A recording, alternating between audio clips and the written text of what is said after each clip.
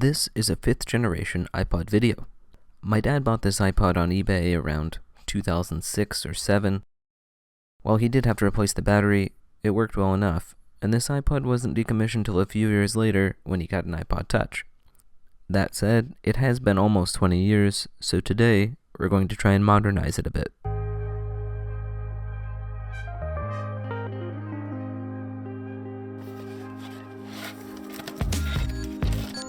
We're going to be installing a micro SD card adapter, battery, and click wheel, a clear front shell, and this rainbow back. Start by cracking it open.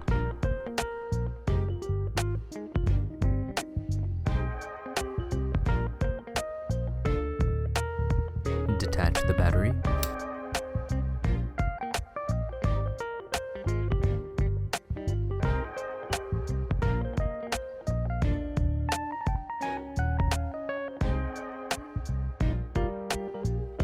Remove the hard drive. Detach the headphone jack and hold switch. This is what the inside of the iPod looks like.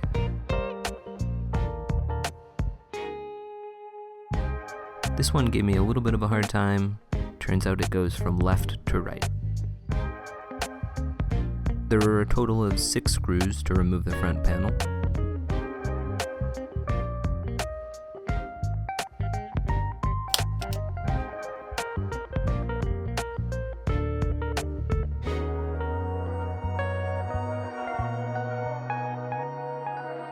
There's a ribbon cable to detach the display. The main board is held to the frame by some double-sided tape. Just requires some pressure to pop it off.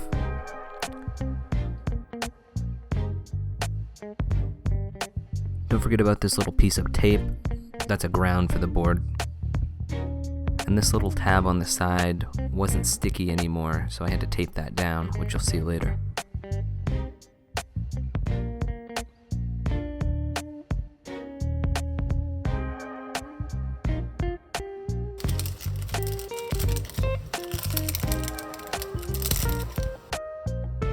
The click wheel is held on by some adhesive.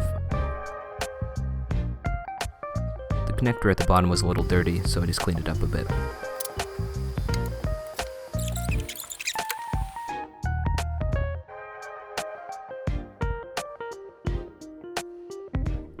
Install the new click wheel.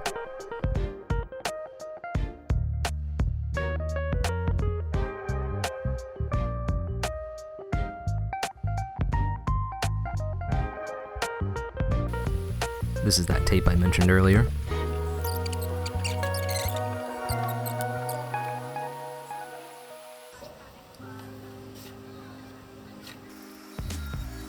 Then reinstall the display.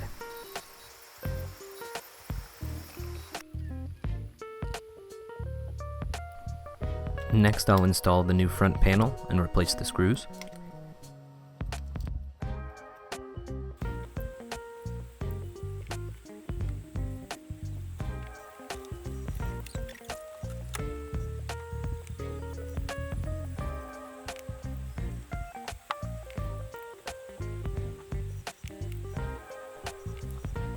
And the front panel is all set.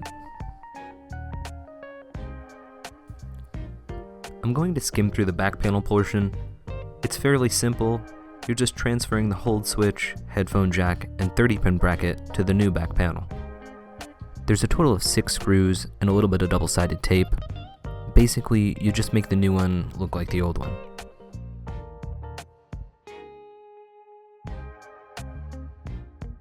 Just pops out.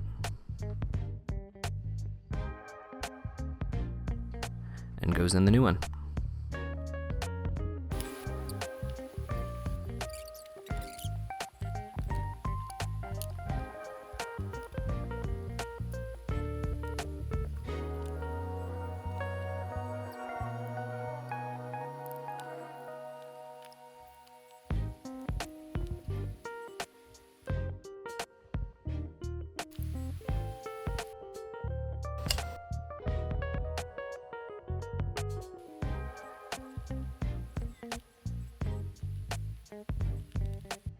back's all done. Now time to install the new battery. This is the micro SD card adapter, and that just slots in where the hard drive was.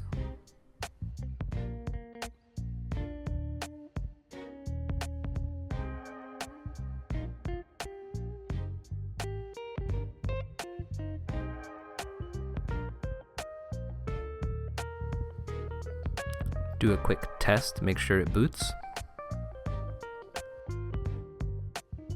Secure the battery. And then everything snaps back together.